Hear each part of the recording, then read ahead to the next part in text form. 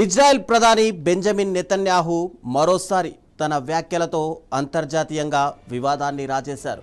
బ్రిటన్ను Islamic republic of Britain అని అభివర్ణించిన ఆయన అణ్వాయుధాలు కలిగిన తొలి ఇస్లామిక్ దేశంగా యూకే మారబోతుందంటూ చేసిన వ్యాఖ్యలు తీవ్ర దుమారం రేపాయి. ఈ వ్యాఖ్యలపై బ్రిటన్ ప్రభుత్వం తీవ్ర ఆగ్రహం వ్యక్తం చేయడంతో ఇరు దేశాల మధ్య దౌత్యపరమైన ఉద్రిక్తతలు రాజుకున్నాయి. ఇజ్రాయెల్ ఆర్మీ రేడియోకు ఇచ్చిన ఓ ఇంటర్వ్యూలో నెతన్యాహు ఈ వ్యాఖ్యలు చేశారు. 1967 యుద్ధ సమయంలో బ్రిటన్ మీడియా నుంచి ఇజ్రాయెల్కు లభించిన మద్దతును గుర్తు చేస్తూ ప్రస్తుత పరిస్థితుల్లో బ్రిటన్లో ఆ మద్దతును ఆశించలేమని అన్నారు. ఈ క్రమంలోనే ఆయన బ్రిటన్ను ఇస్లామిక్ రిపబ్లిక్గా పోల్చారు.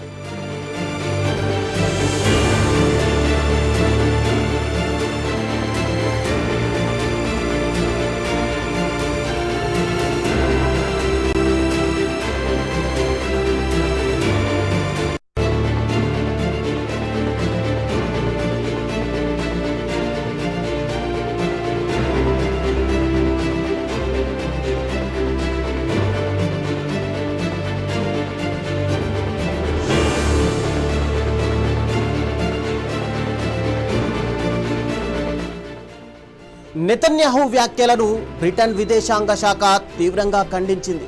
ఈ వ్యాఖ్యలు పూర్తిగా ఆమోదయోగ్యం కావని స్పష్టం చేస్తూ ఈ అంశంపై ఇజ్రాయెల్ ప్రభుత్వానికి తమ నిరసనను దౌత్య మార్గాల్లో తెలియజేశామని పేర్కొంది. వివాదం ముదరడంతో నెతన్యాహు కార్యాలయం వివరణ ఇచ్చే ప్రయత్నం కూడా చేసింది. ఈ మాటలు నెతన్యాహు సొంత అభిప్రాయం కాదని అమెరికా ఉపాధ్యక్షుడు జేడీ వాన్స్ గత అధ్యక్ష ఎన్నికల ప్రచారం సందర్భంగా చేసిన వ్యాఖ్యలను ఆయన కేవలం ఉటంకించారని తెలిపింది. అయితే 1998 నుంచే పాకిస్తాన్ అణ్వాయుధాలు కలిగిన ఇస్లామిక్ రిపబ్లిక్గా కొనసాగుతున్న వాస్తవాన్ని విశ్లేషకులు గుర్తు చేస్తున్నారు.